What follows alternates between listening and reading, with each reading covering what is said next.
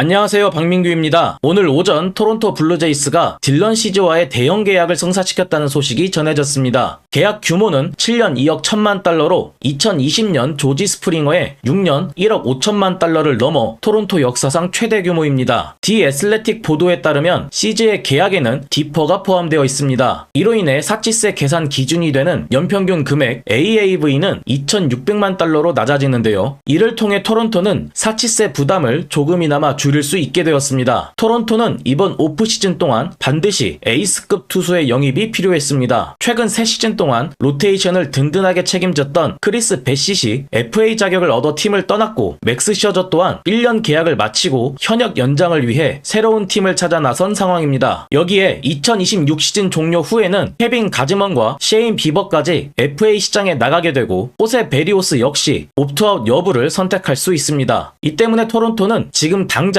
전력에 도움이 되면서도 향후 선발진의 중심을 잡아줄 수 있는 에이스급 투수를 확보할 필요가 있었습니다. 토론토는 13년차 베테랑 소니 그레이를 영입한 동부지구 라이벌 보스턴과는 다른 선택을 했습니다. 보스턴은 어제 트레이드를 통해 그레이를 영입했습니다. 그레이는 메이저리그 통산 125승을 거둔 투수로 지난 2시즌 동안 27승 17패를 기록하며 세인트루이스 선발 로테이션을 이끌어왔습니다. 같은 기간 ERA는 4.07로 다소 높았지만 주목이라 할 수 있는 스위퍼와 커브를 앞세워 많은 헛스윙을 유도하며 9이닝당 10.5개의 삼진을 잡아냈습니다. 컨트롤과 커맨드 또한 매우 정교한 투수로 지난 2시즌 동안 기록한 탈삼진 볼넷 비율 5.25개는 이마나가 쇼타에 이어 메이저리그 9위에 해당합니다. 그레이는 투수의 본질적인 능력을 파악할 수 있는 탈삼진과 볼넷 부문에서 안정적인 모습을 보여주고 있습니다. 그렇다 보니 수비력에 영향을 배제한 FIP는 3.26으로 여전히 녹슬지 않은 투구 능력을 입증하고 있습니다. 보스턴이 에이스 게럿 크로셔의 뒤를 잇는 프런트라인 선발 투수로 안정적인 그레이를 선택한 반면, 토론토는 폭발적인 구위를 갖춘 시즈를 영입하며 완전히 다른 방식의 승부수를 던졌습니다. 시즈는 분명 컨트롤과 커맨드가 불안정한 투수입니다. 선발 투수로서 완전히 자리 잡은 2021 시즌 이후 시즈의 9이닝당 볼넷 허용은 3.7개에 달해 메이저리그를 대표하는 에이스라 부르기엔 다소 많은 편입니다. 같은 기간 볼넷 5개 이상 허용한 경기만 무려 11차례로 프랜버 발데스에 이어 메이저리그에서 두 번째로 많았는데요. 그래서인지 시즌은 블레이크 스넬의 우한 버전이라는 평가처럼 공이 잘 긁히는 날과 그렇지 않은 날의 편차가 큰 투수 중 한 명입니다. 여기에 더해 좌타자를 공략할 만한 확실한 무기가 부족하다는 점도 약점으로 꼽히고 있습니다. 시즈의 통산 우타자 상대 피안타율이 2할 1푼 1리, POPS가 0.639인 반면 좌타자를 상대로는 각각 2할 3푼 9리와 0.730으로 큰 격차를 보이고 있습니다. 최근 5시즌으로 좁혀봐도 좌타자 상대 POPS는 0.703으로 우타자 상대 0.622와 분명한 차이를 확인할 수 있습니다. 이와 관련해 디 애슬레틱의 키스 로는 슬라이더가 좌타자를 상대로는 효과가 제한적이다. 그리고 커브볼의 회전은 뛰어나지만 체인지업의 구사율이 낮다고 지적했습니다. 그 분석을 뒷받침하듯 올 시즌 시즈의 좌타자 상대 슬라이더 피안타율은 2할 4푼 4리로 2019 시즌부터 2024 시즌까지 기록했던 1할 6푼 7리에 비해 크게 치솟았는데요. 여기에 좌타자를 상대로 던진 너클 커브 또한 피안타율 3할 2푼 1리, 피장타율 0.462로 좋지 않았습니다. 특히 반대손 타자를 상대할 때 중요한 구종 중 하나인 체인지업의 구사율이 1.1%에 그친 점은 좌타자로 하여금 시즈를 상대로 비교적 유리한 위치를 점할 수 있게 만드는 요인으로 작용하고 있습니다. 그리고 이러한 약점은 득점권 상황에서 더욱 두드러졌습니다. 올 시즌 시즈의 POPS는 주자가 없을 때 0.673이었지만 주자가 나가면 0.783으로 높아졌고, 득점권 상황에서도 0.755로 좋지 않았습니다. 더 큰 문제는 이 경향이 최근 3시즌 동안 반복되고 있다는 점입니다. 아메리칸 리그 사이영상 투표에서 2위에 올랐던 2022 시즌 득점권 POPS는 0.593으로 매우 안정적이었지만 2023 시즌 0.792,